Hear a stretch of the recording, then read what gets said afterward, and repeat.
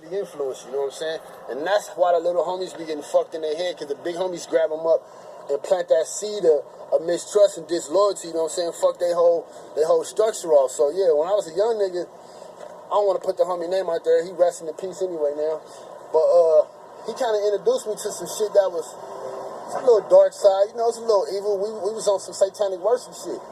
And I was actually doing that for about maybe 7-8 years. I was heavy into the satanic worship. My mom and my family thought I was crazy and shit, you know.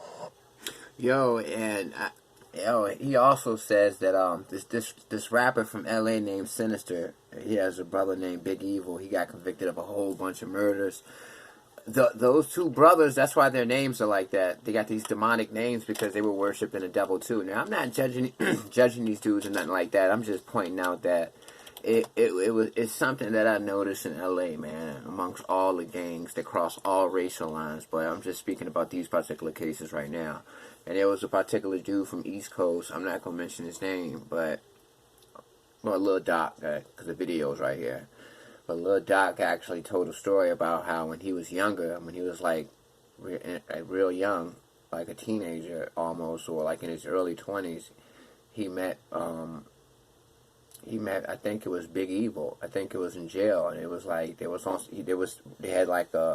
worshiping the devil in the jail, and he told a story about how he was drawing demonic symbols on his walls, doing rituals and stuff like that in his hood.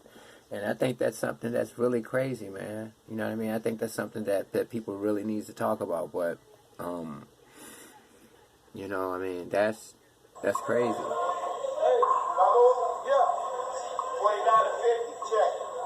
One of LA's most infamous shot callers happens to be in the county jail, fighting prior murder convictions. His real name is Cleman Johnson, but he's known as Big Evil. Big Evil. Big Evil. What did you do to earn it? Can't say. Statute of time limitations haven't run out on that yet. Yeah, man, so these guys actually used to do rituals and try to cast spells on their rivals. And I'm not criticizing these guys, man. I think they were young. I think they were impressionable. And I think that they were really in a conflict. I think they were at war. And I think, you know, they were seeing their friends pass away, get killed. They were living a life of like a war, you know. So at that point, you're probably willing to accept anything that brings you comfort or makes you feel powerful enough to withstand that kind of lifestyle. So I understand that they fell into that because it became a little trendy thing, you know. And then on top of that, it probably was just an outlet for them to make themselves feel strong enough to engage in that kind of lifestyle. You know what I mean? Sound, you know, like a battery in their back. But yeah, man, it's really insane, man. This guy right here used to worship the devil and cast spells on his enemies, like other Crips and stuff like that. It was crazy. Peace.